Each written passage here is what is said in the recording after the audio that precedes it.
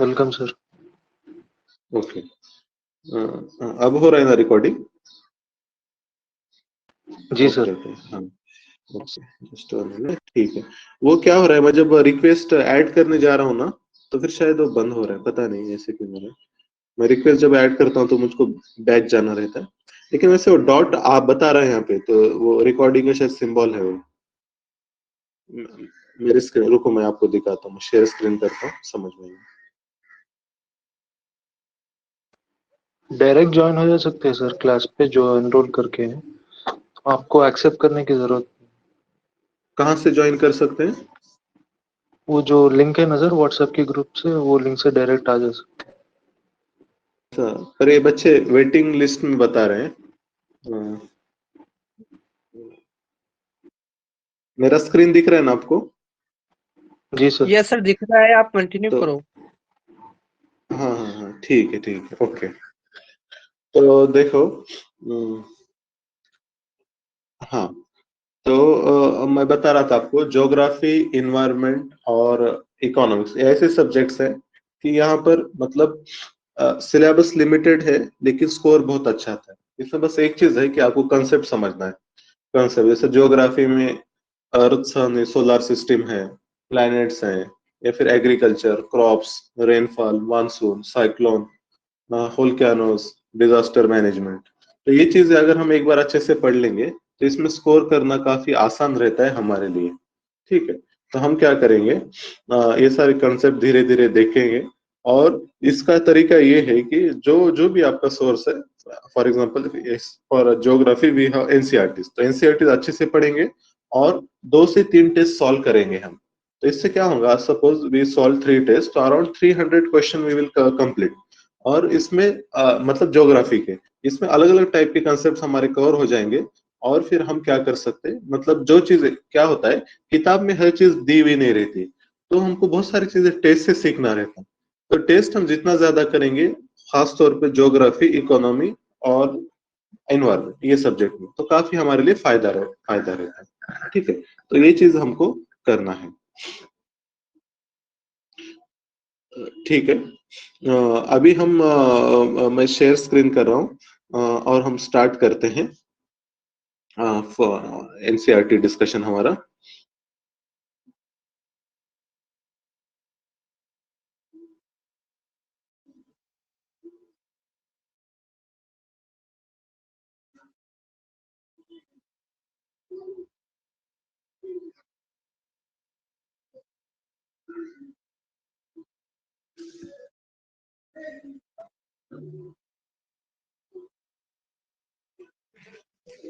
Screen दिख रहा है मेरा?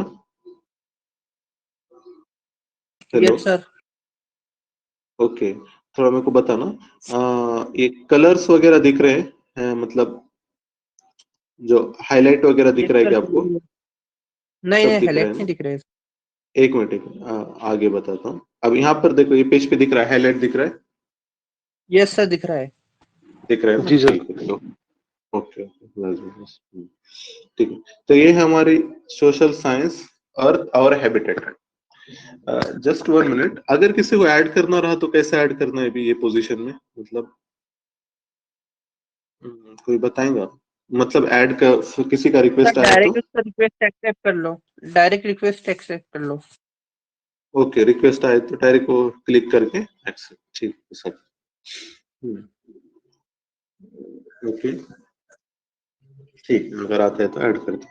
अब यहाँ पर देखो, सोशल साइंस, अर्थ और हैबिटेट, ये टेक्स्ट बुक है 6 स्टैंडर्ड का। ठीक है, तब क्या करते हैं, पहले हम सबसे पहले ज्योग्राफी का सिलेबस देख लेते हैं कि ज्योग्राफी हमको पढ़ना क्या है। ठीक है, ये है ज्योग्राफी का सिलेबस। प्रीलिम्स में हमारे कुछ 6 से 7 पॉइंट्स हैं सिलेबस में दिए हुए। तो ज्योग्राफी का बस एक लाइन है, ज्योग्राफी के कंटेक्स्ट में, मतलब ये देखना रहता है हमको। यहाँ पर देखो, ज्योग्राफी में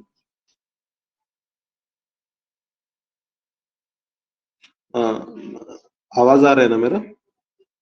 हेलो, जी जी क्लियर सर। है सर। ठीक है। प्रीलिम्स में देखो हमको क्या देखना है, Indian and world geography, physical, social, economic geography of India and world.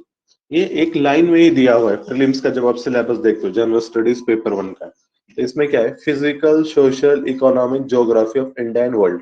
अब यहाँ पर देखो वर्ड्स थोड़ा सा समझो, इंडिया और वर्ल्ड, और उसमें फिजिकल। फिजिकल मतलब जैसे फॉर एग्जांपल लैंड फॉर्म्स हैं, रिवर्स, माउंटेन्स, प्लेटूज, वोल्केनोज, अर्थ, क्रस्ट, मेंटल, एटमॉस्फेयर, फिर इन्वायरमेंट, ये सारी चीजें हमारी आएंगी फिजिकल ज्योग्राफी। ठीक है। इसके बाद है सोशल ज्योग्राफी। सोशल ज्योग्राफी में पता है क्या चीजें रहती है, सोसाइटी की स्टडी रहेंगी। ठीक है, अक्रॉस द रीजन, जैसा डिफरेंट लैंग्वेजेस हैं, या फिर इकोनॉमिक सिस्टम्स हैं, डिफरेंट प्रोफेशंस, वो तो फिर इकोनॉमिक ज्योग्राफी में आएगा।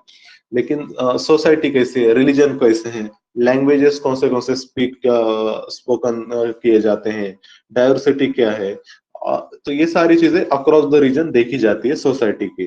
फिर जेंडर गैप वगैरह ये सारी चीजें आएंगी। ठीक है, ये रहता है सोशल ज्योग्राफी में। और इसके बाद आता है इकोनॉमिक ज्योग्राफी। इकोनॉमिक ज्योग्राफी में मेनली तो आएगा लो के प्रोफेशंस क्या हैं, जैसा agriculture, industry, manufacturing sector, service sector, ये चीजें आती है इकोनॉमिक ज्योग्राफी में। इसी तरीके से माइंस, मिनरल्स, फिर 5 ईयर प्लान वगैरह, ये सारी चीजें आएंगी। मतलब इकोनॉमिक ज्योग्राफी और इकोनॉमिक बहुत सारा पार्ट सिमिलर रहता है। ठीक है। अब इसके बाद देखो, जब आप मेंस का सिलेबस देखते हो तो मेंस के सिलेबस में ये 3 पॉइंट दिए हुए हैं ज्योग्राफी के। ठीक है, salient features of world physical geography. Okay, salient features of world physical geography, तो सेम वही चीज है। वर्ल्ड फिजिकल ज्योग्राफी, यहाँ पे आपको पूरे mountain ranges, important plateaus, important rivers, important फिर मतलब वैलीज वगैरह, तो ये फीचर्स हमको देखना रहता है। और इसके बाद जो सेकंड पॉइंट है हमारा, डिस्ट्रीब्यूशन ऑफ की natural resources across the world including south Asia and Indian सब कॉन्टिनेंट। ठीक है, अब की नेचुरल रिसोर्सेज, तो इसमें जैसा मेनली जैसा कोल वगैरह है, कोल है, आयरन है, या फिर क्रूड ऑयल है, तो ये जो मेजर चीज है इनका ही देखना है। हर मिनरल का देखते नहीं बैठना है, की मिनरल्स वगैरह उनका देखना रहता है, रेयर अर्थ मेटल वगैरह जो न्यूज में है, इसके अलावा। ठीक है। दूसरी चीज है factors responsible for the location of primary, secondary and tertiary sector industry in various parts of the world including India. Primary sector क्या रहता है, कोई बताएगा मुझको?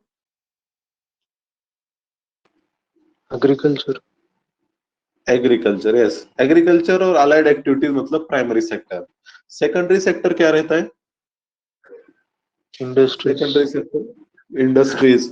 ऐसे मतलब सेक्टर जो मतलब प्राइमरी आर्टिकल्स पे डिपेंड रहता है, तो उसमें इंडस्ट्रीज आएंगे। इंडस्ट्री में पूरी इंडस्ट्री, स्टील की, आयरन की, सीमेंट की, फर्टिलाइजर की, क्लॉथिंग की, ये सारी चीजें आएंगी आपकी सेकेंडरी इंडस्ट्री में। इसमें मेनली मैन्युफैक्चरिंग वगैरह ये सब रहता है। और इसके बाद आपका आता है टर्शरी। टर्शरी सेक्टर में क्या रहता है? सर्विसेज। सर्विसेज। अब सर्विसेज मतलब देखो, जैसा हॉस्पिटल, डॉक्टर की सर्विस है, टीचर की सर्विस है, ड्राइवर की सर्विस है। तो ये सारे लोग जो मतलब कोई प्रोडक्ट तैयार नहीं हो रहा है लेकिन ये लोग काम कर रहे हैं, मतलब कोई पढ़ा रहा है, कोई ट्रीटमेंट कर रहा है, कोई ड्राइविंग कर रहा है, कोई गाइड, किसी को मतलब टूर गाइड बोल के काम कर रहा है, तो या फिर होटलिंग इंडस्ट्री, ये क्या होता है, हॉस्पिटैलिटी, जो टूरिज्म में वगैरह रहता है। तो ये सारे क्या है, सर्विसेज के एग्जांपल है। बैंकिंग सर्विस है, इंश्योरेंस सर्विस है। ठीक है, तो ये इसमें आता है। तो in various parts of the world, India का देखना है और various part of the world. ठीक है, तो ये चीजें हैं। एक क्वेश्चन जनरली में इसमें इस पर आता है, वो क्या बोलेगा, बोलेगा कि what are the different factor responsible for the location of pharmaceutical industry. Okay, तो कोई बताओ मेरे को, फार्मा इंडस्ट्री के लिए क्या क्या चीजें चाहिए, लोकेशन जो डिटरमाइन करती है फार्मास्यूटिकल इंडस्ट्री? तो केमिकल्स मैं चाहिए। आपको, जी, केमिकल्स, उसी को ही आप थोड़ा सा मॉडिफाई करके कहो कि रॉ मटेरियल, रॉ मटेरियल की जरूरत है। सबसे पहली बात मतलब उसका जो भी रॉ मटेरियल रहेगा, ठीक है, मेडिसिन बनाने के लिए। ठीक है, दूसरी चीज क्या लगती है, कोई भी आप कंपनी रन कर रहे हो तो क्या चीजें चाहिए आपको, कोई बिजनेस आपको लैंड, रन करना है लेबर। तो? हाँ, सर लैंड लैंड। चाहिए, लेबर चाहिए, इलेक्ट्रिसिटी कनेक्शन चाहिए। लेबर को ही आप ऐसा लिखना, skilled labour as well as unskilled labour, दोनों भी लगता है आपको। ठीक है, ये चीज होंगी। फिर लैंड, लेबर, एंटरप्रेन्योरशिप, वो भी एक चीज आती है, मतलब वो भी रहना चाहिए। और एक रहता है आपका कैपिटल। कैपिटल, हाँ पैसा, वो भी अवेलेबल चाहिए। जैसा मुंबई सिटी है, हैदराबाद सिटी है, कैपिटल यहाँ पर ज्यादा रहता है, मतलब इजीली फाइनेंसिंग वगैरह मिल जाता है बैंक से वगैरह, तो इसलिए यहाँ पर इंडस्ट्रीज ज्यादा है। फिर ये सब तो ठीक है, ये सब तो हमने बना लिया। अब हमारे लिए जरूरत क्या है? मार्केट भी चाहिए ना आपको। मार्केट जितना ज्यादा करीब है उतना अच्छा है। तो मार्केट मतलब मेनली पॉपुलेशन, तो ऐसे बड़े सिटीज में पॉपुलेशन भी ज्यादा है, तो मार्केट भी ज्यादा रहता है, तो इसलिए जनरली यहाँ पर फार्मास्यूटिकल इंडस्ट्रीज ज्यादा रहते हैं। तो यही चीज आपको लिखना रहता है, ठीक है। और एक चीज ध्यान में रखो, जो पॉइंट्स एक्स्ट्रा हम कर रहे हैं डिस्कस, उसके कीवर्ड बस लिखा करो A4 पेज पे, ताकि आपको बाद में इसमें ऐड करना है आपको ओपन। अब जैसा मैं आपको बताऊंगा, ये तो खैर ठीक है, हमने इंडस्ट्रीज देखा, लेकिन कुछ ऐसे इंडस्ट्रीज रहते हैं जिनको ये सारे फैक्टर्स की जरूरत नहीं रहती। वो मतलब कहाँ पर भी हम मतलब इस्टेब्लिश कर सकते हैं। क्या कहते हैं ऐसे इंडस्ट्रीज को, कोई बताएगा? जो इंडस्ट्रीज को मतलब लोकेशन कहाँ पर भी एडजस्ट कर सकते हैं, ऐसे इंडस्ट्रीज को क्या कहते हैं? ऑयल ऑयल ऑयल में अच्छा, ऑयल ऑयल तो नहीं सर, ऑयल आपका जहाँ पे मिलेगा वहां पर ही रहेगा, या फिर कोस्टल सेल्फ एरियाज में रहते सफिशिएंट। हैं। सेल्फ सफिशिएंट ठीक है, लेकिन एग्जैक्ट टर्म नहीं है। Good, but you are trying. ठीक है, मैं बता देता हूँ, इसको कहते हैं foot loose industry, foot loose. ठीक है, नाम लिख लेना, फुट लूज इंडस्ट्री, कभी कभी पूछता है भी। अब मैं एग्जांपल बताता हूँ इसके। जैसा कि आपकी इंडस्ट्री है डायमंड शेपिंग की, डायमंड को आप शेप दे रहे हो, ठीक है। तो ये आप कहाँ पर भी स्टेब्लिश कर सकते हो, ठीक है। रॉ मटेरियल ज्यादा नहीं लगता इसमें, ये चीजें एक जगह से मिल गया बस। या फिर दूसरी चीज देखो, जैसा आप और क्या एग्जांपल दे, जैसा सॉफ्टवेयर की कंपनीज है, सॉफ्टवेयर वाले, तो इनको क्या है, किधर भी मतलब कंप्यूटर दे दो, ये लोग किधर भी बैठ के सॉफ्टवेयर बना देंगे आपका। तो इतना ज्यादा फर्क नहीं गिरता है, तो इसको कहते हैं फुट लूज इंडस्ट्री, ठीक है। तो वो चीज इसमें आती है, ठीक है। अब इसके बाद देखो, इंपॉर्टेंट लास्ट वाला जो पॉइंट है, important geophysical phenomena such as earthquake, tsunami, volcanic activities, cyclone, ठीक है।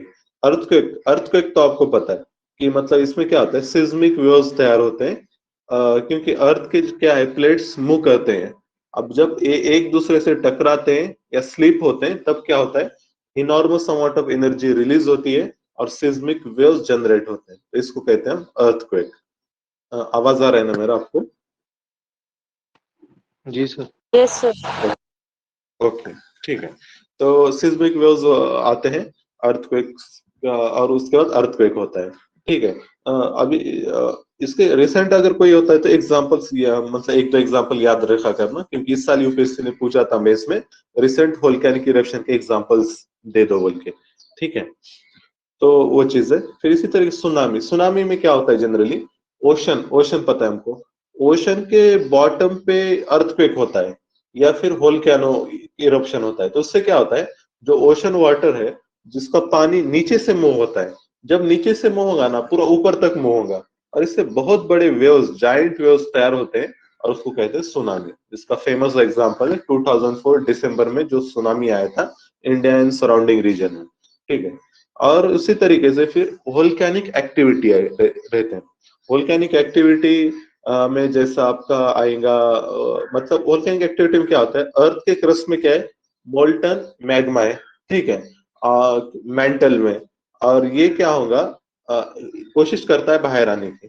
जब भी इसको कोई रास्ता मिल जाता है तो ये बाहर आता है, तो उसको वेंट्स कहते हैं, वेंट। और जब ये बाहर आता है इसको वोल्केनिक इरप्शन कहते हैं। ऐसे कुछ फेमस एग्जाम्पल हैं, जैसा कि माउंट स्ट्रोम्बोली, ये इटाली के पास है, ठीक है।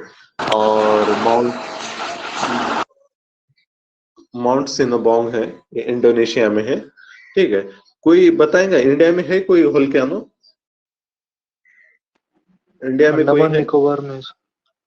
हाँ, उसका नाम क्या है, वो आइलैंड का नाम क्या है, या वोल्केनो का नाम क्या है? याद नहीं है सर। देखो उसका नाम है बैरन, बैरन आइलैंड, ठीक है, नाम याद रखना। वो कुछ 3-4 साल पहले इरप्ट भी हुआ था। मतलब वो एक्टिव वोल्केनो, वोल्केनो टाइप रहता है, active volcano, dormant volcano, extinct volcano. Active volcano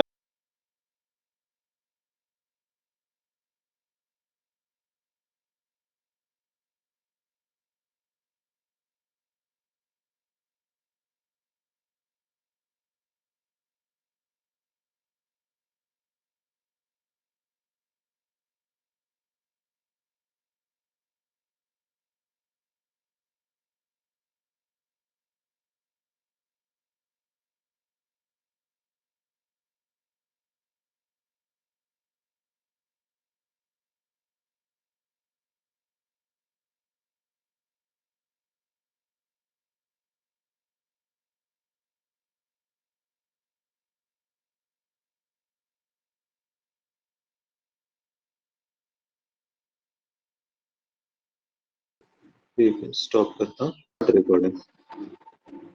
अब हो ठीक रहा है, है। अब यस हो सर, रहा अब है। हो रहा है। रिकॉर्डिंग। तो वो इश्यू क्या हो रहा है, जब मैं रिक्वेस्ट एक्सेप्ट करने जा रहा हूँ ना, वो रुक जा रहा है, फिर मेरे को पता नहीं ऐसा क्यों हो रहा है। अब रिक्वेस्ट आती है, मैं रिक्वेस्ट पे क्लिक किया, तो फिर वो फिर से मुझको गो लाइव करना पड़ रहा है, तो उससे शायद इशू हो रहा है। ठीक है, कोई बात नहीं, जान दो, मैं आज का दिन कर लेते हैं जिस, मैं बाद में शाम दोपहर में मोहसिन सर से पूछ लेता हूँ सर कैसा रहता है। ठीक है, तो हम आते हैं वापस अपने डिस्कशन पर। तो देखो, हम देख रहे थे earthquake, tsunami, volcanic activity, cyclone. ठीक है, ये चीजें थी। साइक्लोन मैं पूछ रहा था, साइक्लोन के कितने टाइप्स हैं, कोई बताएगा? Hello hello. जी सर, आ रही है सर अच्छा, आवाज। आवाज तो आ रहा है ना, ठीक है। हाँ, देखो, साइक्लोन दो टाइप का रहता है मेनली, ट्रॉपिकल और टेम्परेट साइक्लोन। आगे हम देखेंगे उसको डिटेल में, ठीक है, कोई बात नहीं। Geographical features and their location changes in critical geographical features, water bodies, ice cap. इस साल क्वेश्चन पूछा उसमें, मतलब क्या किया था, रिवर्स, लेक्स, ग्राउंड वाटर और सॉइल ये मॉइस्चर एटमॉस्फेयर, ऐसे 3-4 टर्म्स दिया और बोला कि वाटर क्वांटिटी किसमें ज्यादा रहता है, सीक्वेंस से अरेंज कीजिए। ठीक है, तो इस पर एक चैप्टर ही है एनसीईआरटी में, तो तब हम उसको डिस्कस करेंगे। वाटर कंटेंट आइस में कितना रहता है, ओशंस में कितना है और बाकी चीजों में कितना है। ठीक है, और flora, fauna and effects of such changes. अब ये थोड़ा सा इन्वायरमेंटल एस्पेक्ट से है। ठीक है, तो ये चीजें हैं, तो हम इसको धीरे धीरे डिस्कस करेंगे। अभी हम आगे बढ़ते हैं।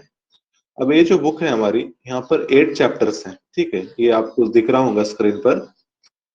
अर्थ सबसे पहले है, earth in the solar system. Second, globe, latitude, longitude.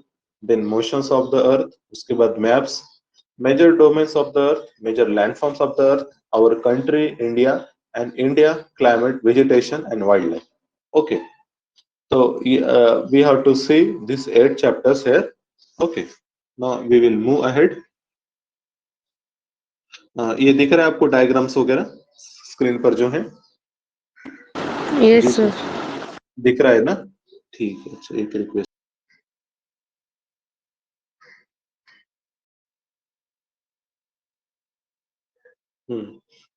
ठीक है, आवाज तो आ रहा है ना मेरा अभी? Yes sir. Yes sir. ठीक है, ठीक है, okay.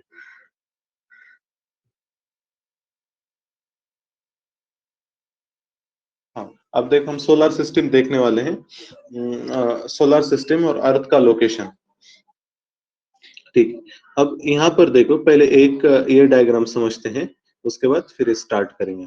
अब यहाँ पर ये जो डायग्राम है, एक मिनट इसको ये कर देता हूं।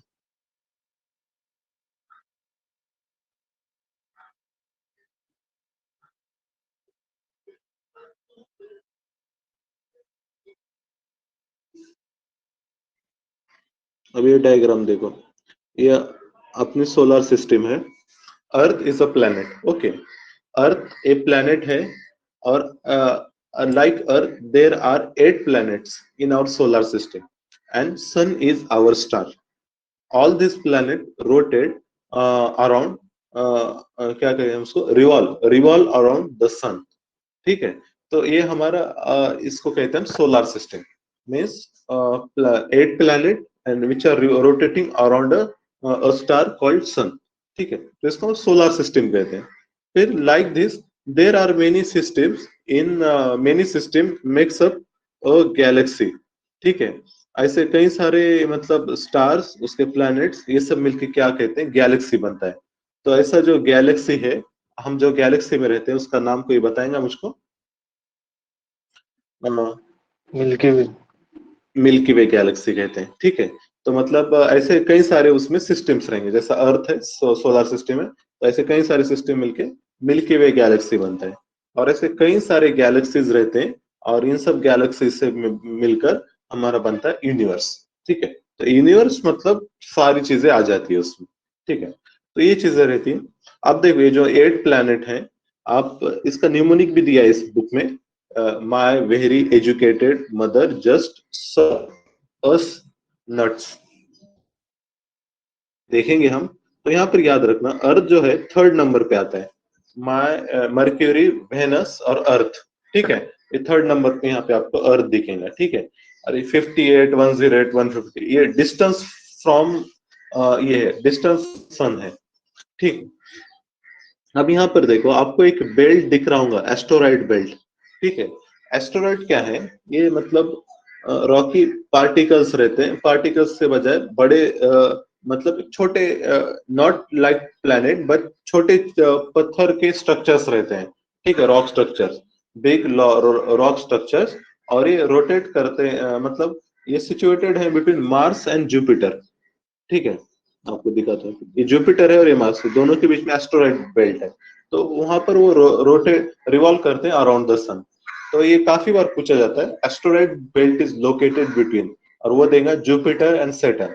तो जुपिटर और सैटर्न के नहीं, मार्स एंड जुपिटर ये दोनों के बीच में ये लोकेटेड है, ठीक है।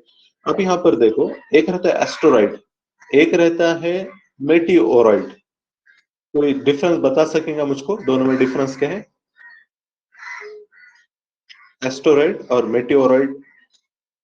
Anybody, any guess? आवाज तो आ रहा है ना मेरा आपको? जी sir.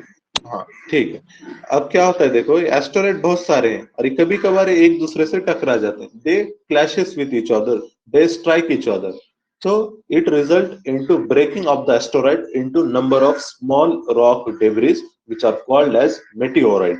Okay, meteorite are nothing but the broken up part of the asteroid, ठीक है।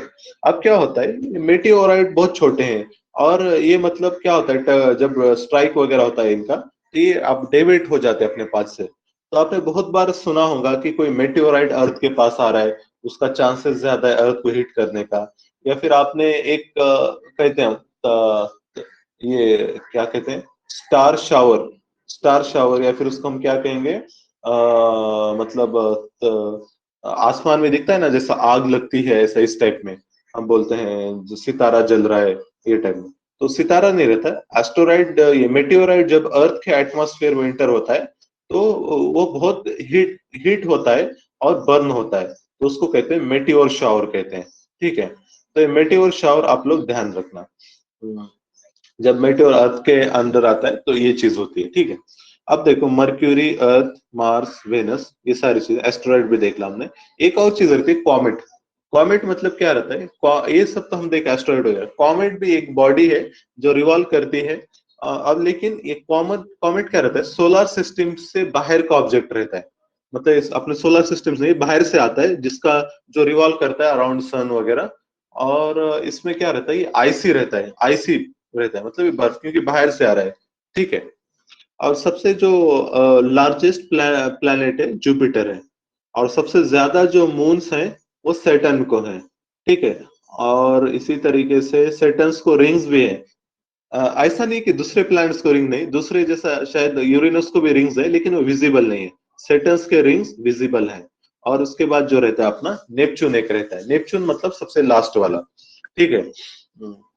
तो याद रखना, सबसे स्मॉलेस्ट मर्क्यूरी है, सबसे बड़ा जुपिटर है, ठीक है। ये हो गया। इसके बाद ठीक है, अब हम स्टार्ट करते हैं अपना आज का पार्ट, ठीक है। अब यहाँ पर देखो, स्टार्ट में ये लोगों ने जिक्र किया है कि देखो फुल मून न्यू मून तो आपको पता रहेगा, फुल मून मतलब जब all the moon is visible, जिसको हम पूनम कहते हैं, ठीक है। और न्यू मून मतलब अमावस, जब मून विजिबल नहीं रहता है, ठीक है। तो ये चीजें रहती हैं यहाँ पर। आगे हम देखेंगे इसके बारे में और अच्छे से। अभी यहाँ पर देखो, आप जब नॉर्थ डायरेक्शन में आप जब देखते हो in night time, you will see a bright star, ठीक है, जैसे यहाँ पर दिखाया गया है। It is called as north star. एक काफी चमकदार तारा आपको दिखेगा, इसको कहते हैं नॉर्थ स्टार। इसे कोई पोल स्टार कहते हैं। पहले जब मर्चेंट्स वगैरह नेविगेशन करते थे, तो ये लोग ये स्टारों से मतलब डायरेक्शंस डिसाइड करते थे, क्योंकि वो टाइम पर वो कंपास नहीं था, कंपास का इन्वेंशन अभी हुआ नहीं। तो स्टार के बेसिस पे ये लोग डायरेक्शन डिसाइड किया करते थे। अब देखो कुछ स्पेसिफिक पैटर्न है स्टार्स के, और ये फिक्स रहते हैं आसमान में। ये देखो, ये जो 7 स्टार्स दिख रहे हैं ना, ये काफी मतलब ये 7 स्टार्स काफी हेल्प करते हैं डायरेक्शन डिसाइड करने में, ठीक है। इनका नाम भी है, इसको कहते हैं उर्सा मेजर, यहाँ पर दिया है उर्सा मेजर और बिग बियर, इसका नाम है। ये क्या कहता है, one of the most easily recognizable constellation is small bear और Saptarishi. It is a group of 7 star that forms a part of large Ursa Major constellation, ठीक है। तो ये है उर्सा मेजर। उर्सा मेजर और ये जो नॉर्थ स्टार है उसी को पोल स्टार कहते हैं, ठीक है। अभी ये डायग्राम देखो और समझ में आएगा। ये मतलब ऐसा दिखता है, इस 7 स्टार्स रहते हैं, फिर ये सीधा अगर लाइन ड्रॉ करेंगे तो नॉर्थ स्टार को जाता है, और यहाँ पर भी स्टार होते हैं। ये जो लेफ्ट वाला ग्रुप है इसको उर्सा मेजर कहते हैं, और राइट वाला जो ग्रुप है उर्सा माइनर कहते हैं। इसी को लिटिल डीपर कहते हैं, और इसी को ये वाले पार्ट को बिग डीपर कहते हैं, बिग डीपर, ठीक है। नाम है, नाम याद रखना, ज्यादा टेक्निकल में नहीं जाना है, ठीक है। ये चीज है, ये उसके डायग्राम्स है, ठीक है। उर्सा माइनर, उर्सा मेजर, ठीक है। ये ऐसा दिखता है। ये उर्सा, इसको बियर भी कहते हैं, बिग बियर। बिग डीपर को बिग बियर, बियर मतलब जो भालू रहता है, तो मतलब उसका शेप, वो शेप में उसको इमेजिन करते हैं लोग उसको, ठीक है। बिग बियर, लिटिल बियर, ऐसा कहीं, ठीक है। तो ये चीजें थी उर्सा मेजर, उर्सा माइनर, किससे रिलेटेड है, तो आसमान में स्टार्स के, they are the constellations of the stars, ठीक है। अब आगे बढ़ते हैं हम। ये जो निमोनिक है, my very efficient mother just served us nuts, तो ये इससे आपको सीक्वेंस पता रहेगा प्लैनेट्स का, हमारे जो 8 प्लैनेट्स हैं। इससे पहले प्लूटो को भी प्लैनेट माना जाता था, लेकिन बाद में प्लूटो को निकाला गया क्योंकि वो बहुत छोटा था, ठीक है। तो इसलिए वो प्लैनेट की कैटेगरी में उसको नहीं रखा गया, ठीक है। इसके बाद देखो Venus. Venus is considered as earth twin because its size and shape are very much similar to that of earth, okay. आवाज तो आ रहा है ना मेरा आप लोगों को? Yes, sir. ठीक है, हाँ। तो ये देखो, till recently 2006 Pluto was also considered as planet. However, in a meeting of International Astronomical Union, ये बॉडी है, जब भी कोई नया प्लैनेट वगैरह डिस्कवर होता है उसको नाम वगैरह देना है वगैरह, तो ये सब ये लोग देखते हैं, इंटरनेशनल यूनियन, एस्ट्रोनॉमिकल यूनियन। तो ये बॉडी ने क्या कहा, a decision was taken that Pluto like other celestial object in recent past may be called dwarf planet. dwarf मतलब छोटा प्लैनेट है, वो पूरा फुल फ्लेज प्लैनेट नहीं कहा जा सकता, ठीक है। इसके बाद देखो अर्थ। अर्थ की जब शेप की बात आती है, earth is a geoid shape. Earth देखो कंप्लीट स्पेरिकल नहीं है, क्योंकि अर्थ का शेप कैसा है आपको पता होगा। इक्वेटर पे क्या है, हमारा जो रेडियस है ज्यादा है कंपेयर टू पोल। तो अर्थ क्या है, बीच में से फैला हुआ है और ऊपर से चपटा है, ठीक है। तो इसको ऐसा जो ये शेप है, इस शेप को कहते हैं जियोइड शेप, ठीक है। ये जो शेप है हमारा अर्थ का, इसको जियोइड, ये कंप्लीट स्फेरिकल नहीं है बट जियोइड है, ठीक है। ये चीज ध्यान में रखो। इसके बाद देखो, do you know light travels at the speed of 3 lakh kilometre पर 1000, ओके। इसको ऐसा भी लिख सकते हैं 3 × 10⁸ मीटर पर सेकंड, ठीक है। ये याद रखना, स्पीड ऑफ लाइट हमको पता रहनी चाहिए, 3 × 10⁸ मीटर पर सेकंड। देखो मतलब यहाँ पर जैसा 3 लाख किलोमीटर पर सेकंड, एक सेकंड में 3 लाख किलोमीटर, मतलब ये कहाँ तक जाएगा। अब अर्थ, इंडिया का आप ऐसा लेंथ देखोगे कश्मीर टू कन्याकुमारी 3000 है, ठीक है, 3000 किलोमीटर, ठीक है।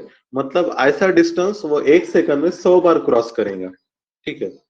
तो 1 सेकंड में लाइट 100 बार कश्मीर टू कन्याकुमारी जाएंगी, ठीक है। तो इतना फास्ट लाइट मूव करता है, but even still then it takes 8 minute to reach sun rays from sun to earth, ठीक है। इतने ज्यादा स्पीड होने के बावजूद भी सन से अर्थ तक आने के लिए लाइट वेव्स को 8 मिनट लगते हैं, मतलब वहां पे जो वेव जनरेट हो रही है वो अर्थ तक पहुंचने तक 8 मिनट चाहिए, ठीक है। अब इसके बाद देखो, Neil Armstrong was the first man to step on the surface of the moon on 21st July 1969. Find out whether any Indian has landed on the moon. कोई लैंड हुआ है इंडिया का मून पर अभी तक, बताइए। राकेश शर्मा और कल्पना चावला। ये लोग मून पर गए थे, सोचो जरा, मून स्पेस पर पे गए थे गए। या स्पेस में? हाँ, स्पेस पे जाना अलग बात है, मून स्पेस बहुत पे दूर गए। है, बहुत दूर है। हाँ, they were gone into space. Space मतलब कितना? 300 किलोमीटर, 400 किलोमीटर, 300 400 किलोमीटर, ओके। तो ये चीज है। और ये लोग स्पेस में गए इंडियंस, मून पर कोई नहीं गया। मून पर ओनली यूएसए के एस्ट्रोनॉट से गए अभी तक। अभी यूएसए एक नया मिशन लॉन्च करने वाला है मून पर जाने के लिए, और उसमें एक लेडी एस्ट्रोनॉट भी जाएंगी। तो वो मिशन का नाम कोई बताएगा? करंट अफेयर में है वो, कोई बताएगा नाम वो मिशन का जो यूएसए प्लान कर रहा है, मतलब नासा। उसका नाम है आर्टेमिस मिशन, आर्टेमिस, ठीक है। तो वो वहां पर मून पर जाने वाले, ठीक है। ये देखो, ये मून की फोटो है, moon as seen from the space, ऐसा दिखता है मून, ठीक है। क्योंकि वहां पे पानी नहीं है, अर्थ पर पानी, इसलिए अर्थ ब्लू दिखता है, तो ओशंस वगैरह वो सब, ठीक है। मून ऐसा दिखता है। देखो, मून का जो डायमीटर है only 1/4 that of earth. Moon छोटा है अर्थ से बहुत, 1/4 समझो उसका diameter. It appears so big because it is nearer to our planet than other celestial bodies. लेकिन दिखने में तो वो स्टार से बड़ा दिखता है, वो इसलिए बड़ा दिखता है क्योंकि क्लोज है to earth. It is about 3,84,400 kilometre away from us, ठीक है। एवरेज डिस्टेंस दिया है, इतना दूर है वो अर्थ से। ये सब फोटो है, सैटेलाइट जब लॉन्च होता है तो किस तरीके से जाता है वो बता रहे हैं, ठीक है। ये एस्टेरॉयड है, एस्टेरॉयड मतलब पत्थर रहता है, रॉकी बॉडीज, ठीक है। एस्टेरॉयड हमने अभी देखा था, मार्स और जुपिटर के बीच में ये लोकेटेड है एस्टेरॉयड बेल्ट, ठीक है। एक और चीज न्यूज में रहती है, एक और बेल्ट न्यूज में रहता है, उसको कहते हैं क्यूपर बेल्ट। क्यूपर बेल्ट कहाँ पे रहता है? क्यूपर बेल्ट कोई बताएगा?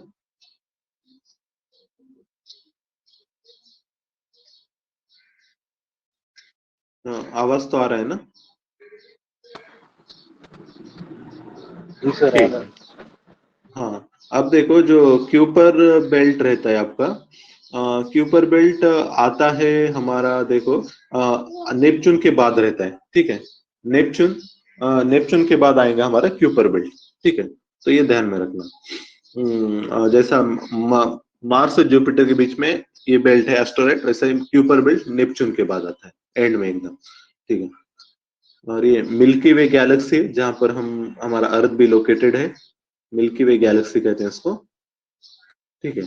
और इसके बाद देखिए, थोड़ा सा बताइए डायग्राम में, अर्थ, सोलर सिस्टम, मिल्की वे गैलेक्सी, और उसके बाद यूनिवर्स, ठीक है। तो ये चीजें रहती है। तो इस तरीके से अपना ये फर्स्ट चैप्टर एंड होता है। और एक टर्म कभी आपने सुना होगा, rising of evening star. Evening star किसको कहते हैं? तो इवनिंग स्टार मतलब वेनस को कहते हैं। क्यों कहते हैं? क्योंकि ये शाम के टाइम में बहुत ही ब्राइट दिखता है वेनस, और ये खुली आंखों से भी देखा जा सकता है, तो इसीलिए वेनस को इवनिंग स्टार भी कहते हैं। ये बहुत पहले पूछा था यूपीएससी ने, PYQ है। इवनिंग स्टार किसको कहते हैं? तो वेनस को कहते हैं, ठीक है। अब देखो, हम आगे बढ़ते हैं। अभी इस चैप्टर में हमको डिस्कस करना है लैटिट्यूड एंड लॉन्गिट्यूड, ठीक है। लैटिट्यूड क्या रहता है और लॉन्गिट्यूड क्या रहता है, ठीक है। अब यहाँ पर देखो, जब आप लैटिट्यूड की बात करते हो, लैटिट्यूड मतलब वर्टिकल लाइन, ये जो दोनों चीजें, आपको पोजीशन लोकेट करना है किसी चीज की, तो आपको कम से कम 2 डायमेंशन तो भी चाहिए, 2 चीजें चाहिए जिसके जरिए आप एग्जैक्ट पोजीशन आप बता सकते हैं अर्थ के सरफेस पर। ठीक है, ये जो हॉरिजॉन्टल लाइंस है, हॉरिजॉन्टल लाइंस को क्या कहते हैं? अर्थ के जो स्फीयर पर रहते हैं, मतलब इमेजिनरी लाइंस, कोई बताएगा हॉरिजॉन्टल लाइंस?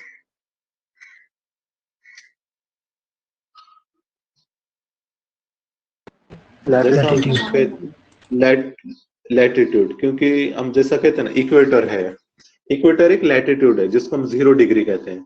फिर जैसा ट्रॉपिक ऑफ कैंसर है, ट्रॉपिक ऑफ कैप्रिकॉर्न है, ट्रॉपिक ऑफ कैंसर 23.5 पे रहता है नॉर्थ साइड में। फिर उसके बाद एक पोलर लैटिट्यूड रहती है। ठीक है, तो ऐसे कई सारे लैटिट्यूड रहते हैं। लैटिट्यूड मतलब हॉरिजॉन्टल जो स्पीयर्स रहते हैं, हॉरिजॉन्टल सर्कुलर लाइंस। ठीक है, इसी तरीके से लॉन्गिट्यूड रहता है, लॉन्गिट्यूड इसका उल्टा रहता है, मतलब ये वर्टिकल लाइंस रहते हैं। ठीक है, ये हाफ सर्कल रहते हैं। ठीक है, लॉन्गिट्यूड, जैसा कि ये यहाँ पर ब्लर इमेज है ये दरअसल, तो ग्रीनविच मीन टाइम जिसको हम कहते हैं, ग्रीनविच मीन टाइम, जहां से हम 0 डिग्री लॉन्गिट्यूड मानते हैं। ये ग्रीनविच पास होता है इंग्लैंड से, यूके से। ठीक है, वहां से उसके रिस्पेक्ट में हम टाइम कैलकुलेट करते हैं। ठीक है, कितना टाइम रहेगा वगैरह। ठीक है, तो उसी कोई, अब देखो ये जो ग्रीनविच मेन लाइन है, अब ये सामने साइड से दिख रही है, इंग्लैंड से जा रही है। ये पीछे साइड से भी रहेंगी, ये पीछे साइड से ऐसी दिखती है, मतलब ये बिटवीन रशिया और यूएसए के पीछे साइड से, जापान के पास से जाती है। अब देखो, आप जब एक इंटरनेशनल डेट लाइन देखोगे तो ये सीधी नहीं है, ये क्रॉस की गई है। ठीक है, ये क्रॉस इसलिए है क्योंकि इसमें यहाँ पर बहुत सारे आइलैंड्स हैं। अगर ये अगर सीधी अगर जाती है तो एक आइलैंड रहेगा, लेकिन वहां पे एक पार्ट में एक ही आइलैंड के एक पार्ट में अलग दूसरा दिन रहेगा और दूसरे हाफ में दूसरा दिन रहेगा। क्योंकि ये वाला जो पार्ट है, जो मतलब जो साइड यूएसए है, तो वो साइड तो दिन की शुरुआत लेट होती है, और ये साइड जो जापान साइड वाला जो पार्ट है, यहाँ पर तो दिन ऑलरेडी है। तो मतलब एक दिन का डिफरेंस रहता है ये दोनों के कैलेंडर में। ठीक है, ये कन्वीनियंस से बनाए गए हैं, तो इसी के वजह से मतलब एक इसका डिफरेंस रहेगा एक दिन का। तो इसलिए क्या किए कि एक तो पूरा एक साइड लेते हैं या फिर दूसरे साइड रखते हैं पूरे आइलैंड को, तो इसलिए थोड़ा सा लाइन जिगजैग बनाई गई है इंटरनेशनल डेट लाइन। ये सीधी नहीं है, ये जिगजैग है। इंटरनेशनल डेट लाइन मतलब ये ग्रीनविच जो लाइन है ना, उसके बैक साइड वाली। ठीक है, पीछे साइड से। अब देखो यहाँ पर वही इक्वेटर है, फिर ये सारे इंपॉर्टेंट इक्वेटर, ये जो लैटिट्यूड है, इनको एक पैरेलल्स भी कहते हैं, क्योंकि एक दूसरे से पैरेलल रहते हैं। पैरेलल मतलब एक दूसरे को क्रॉस नहीं करते हैं। ठीक है, फिर इसी तरीके से कुछ इंपॉर्टेंट पैरेलल्स या फिर लैटिट्यूड हमको पता रहना चाहिए। जैसा है ट्रॉपिक ऑफ कैंसर, ये नॉर्थ हेमिस्फीयर में रहता है 23.5 डिग्रीज पर। ठीक है, इस उसके बाद देखो आपका रहेगा आर्टिक सर्कल, आर्टिक सर्कल रहता है 66.5 डिग्री पर। ठीक है, ये चीजें होगी। फिर इसी तरीके से tropic of Capricorn north south hemisphere में 23.5 डिग्री पर, वो एस मतलब साउथ में रहता है और एन मतलब नॉर्थ रहता है। ठीक है, 23.5 डिग्री, एस मतलब साउथ हेमिस्फीयर, साउथ हेमिस्फीयर मतलब साउथ डायरेक्शन, इक्वेटर के नीचे। मेरे को बताओ, जैसा कि फॉर एग्जांपल ऑस्ट्रेलिया है, ऑस्ट्रेलिया साउथ हेमिस्फीयर में है या नॉर्थ हेमिस्फीयर में है?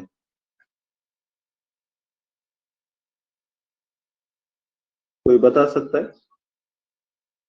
North hemisphere sir.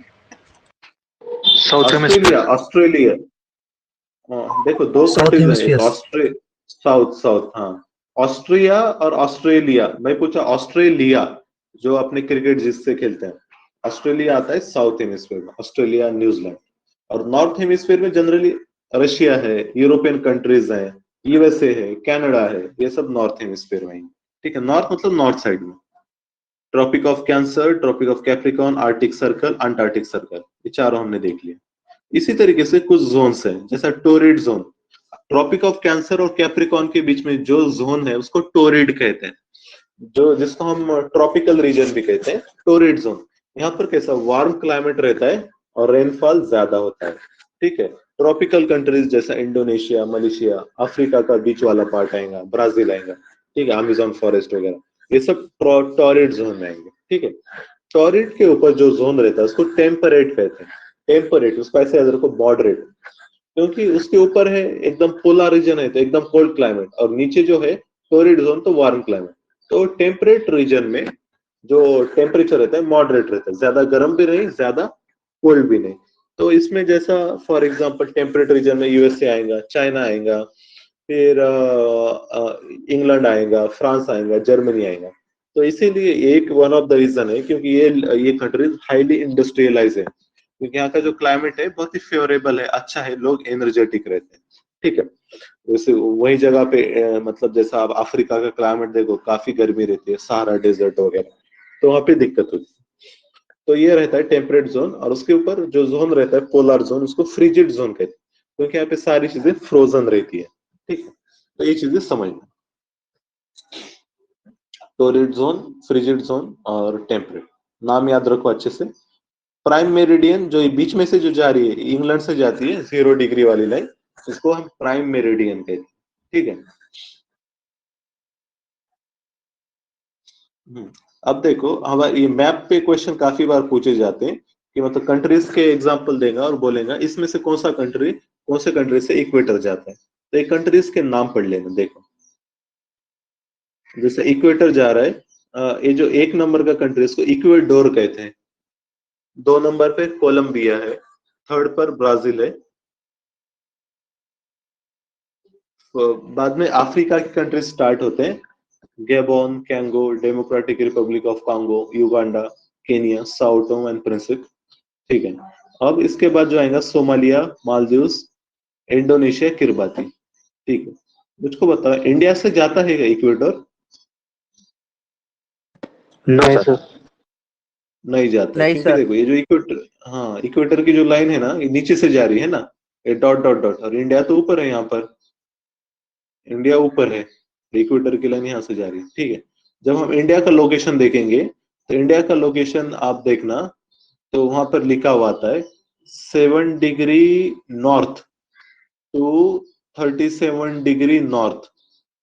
ठीक है, 7 to 37, ये 7 है, और ये इक्वेटर मतलब कितना रहता है, 0 डिग्री रहता है। ठीक है, तो मतलब एक 60 डिग्री का डिफरेंस है। ठीक है। तो ये चीज, इसका न्यूमोनिक वगैरह है, ईसीजी, जीएस, डक्स के बाद में देख लेना है आप लोग। अब यहाँ पर देखो, इसी तरीके से दूसरी जो इंपॉर्टेंट लाइन है ट्रॉपिक ऑफ कैंसर है। अब ट्रॉपिक ऑफ कैंसर से जाने वाली इंपॉर्टेंट कंट्रीज हमको पता रहना चाहिए। जैसा मेक्सिको है, मेक्सिको पास होता है ट्रॉपिक ऑफ कैंसर से। फिर वेस्टर्न सहारा है, मॉरिटानिया है, Mali, Algeria, Niger, Libya, Egypt, UAE, Oman, और उसका इंडिया भी है। इंडिया से ट्रॉपिक ऑफ कैंसर जाता है।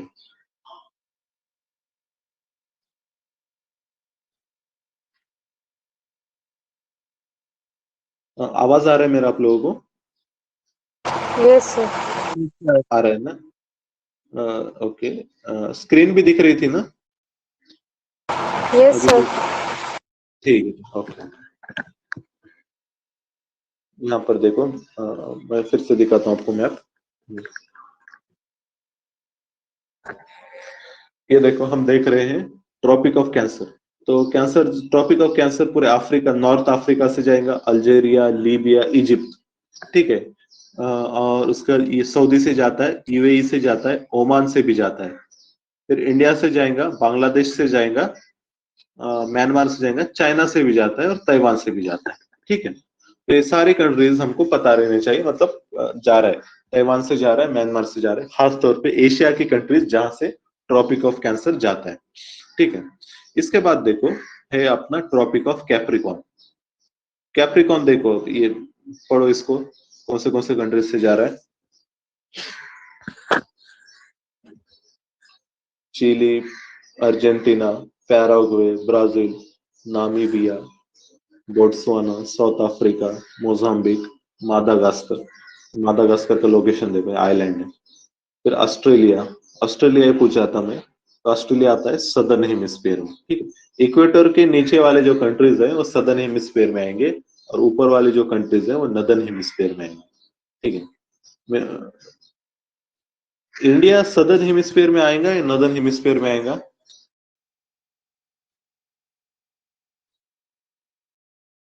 बताइए मुझको। नॉर्थ हेमिस्फीयर, क्योंकि अपना जो लोकेशन है 7 degree north to 37 degree north है। ठीक है, तो ये जो कंट्रीज थे हमारे ट्रॉपिक ऑफ कैप्रिकॉर्न वाले, ये पेजेस मैं जस्ट कल रात में ऐड किया था, इसका मैं पीडीएफ आपको भेज दूंगा। ठीक है, मैप की एक पीडीएफ ही भेज दूंगा। ठीक है, वो आप लोग देख लें। अब ये जो है, ये वाली जो डायग्राम है, ये जो 0 डिग्री वाली लाइन है ना, जो हम कहते हैं बार बार ग्रीनविच टाइम, तो ये यूके से जाती है। ठीक है, फिर फ्रांस से जाएंगे, यूके, फ्रांस, स्पेन, अल्जेरिया, माली, बुर्किना फासो, टोगो। ये कंट्री, टोगो, घाना, ये कंट्रीज है जहां से आपकी ग्रीनविच मीन टाइम जाती है। ठीक है, यूके, फ्रांस, स्पेन, अल्जेरिया, माली, बुर्किना फासो, टोगो। ठीक, इसको प्राइम मेरिडियन कहते हैं। ठीक है, इसको अच्छे से पढ़ना है। तो ये वही कंट्रीज हैं, एक 7 कंट्रीज जाते हैं आपके प्राइम मेरिडियन से। ठीक है, इसी तरीके से जो हर कंट्री क्या करती है, अपना एक स्टैंडर्ड टाइम एडॉप्ट करती है। ठीक है, और ये जो टाइम रहता है वो ग्रीनविच मेरिडियन टाइम के उसके हिसाब में रहता है। जैसा हमारा जो है, जो लाइन है हमारी इंडियन जो टाइम लाइन है, 82 डिग्री 30 मिनट, 82 डिग्री, उसके बाद जो रहता है 30 डैश जो है ना, उसको 30 मिनट पढ़ते हैं। 82 डिग्री 30 मिनट ईस्ट से जाती है। ठीक है, तो इसको हम कहते हैं इंडियन स्टैंडर्ड टाइम। तो इंडियन स्टैंडर्ड टाइम की लाइन कहां से जाती है, तो आप कह देना कि 82 डिग्री और 30 मिनट। ठीक है, ये जाती है मिर्जापुर, ये इलाहाबाद के नजदीक है। ठीक है, ये इंपॉर्टेंट है कि कौन से कंट्रीज से पास होता है, यूपी, एमपी, छत्तीसगढ़, उड़ीसा, आंध्रा। ठीक है, तेलंगाना से नहीं जाता है। ये जो कंट्रीज है, इसका न्यूमोनिक है मोका, MOUCA, MP, Odisha, UP, Chhattisgarh और आंध्रा। ठीक है, तो ये न्यूमोनिक से इसको याद रख सकते हैं, मोका, यूपी, ओडिशा, MP, छत्तीसगढ़, आंध्रा। ठीक है, और इसके बाद ठीक है, ट्रॉपिक ऑफ कैंसर है ये वाली जो लाइन है, dot dot dot. Tropic of cancer India से पास होता है, अभी हमने देखा था। तो इसकी भी स्टेट्स हमको पता रहनी चाहिए, गुजरात, राजस्थान से भी जा रहे हैं ये पार्ट, ट्रॉपिक ऑफ कैंसर। फिर MP से जाएगा छत्तीसगढ़, झारखंड, वेस्ट बंगाल, यहाँ पे त्रिपुरा और मिजोरम, यहाँ से भी जाता है। ठीक है, तो इसको बार बार देखो, और जब आप इसको बार बार देखोगे तो आपके भी समझ में आएगा। ठीक है, तो ये चीजें थी इस चैप्टर में हमारे लिए इम्पोर्टेंट। ठीक है, यहाँ पर ये चैप्टर खत्म होता है। अभी आपका सेकंड लेक्चर कब से रहता है? हेलो हेलो, आवाज आ रहा है मेरा?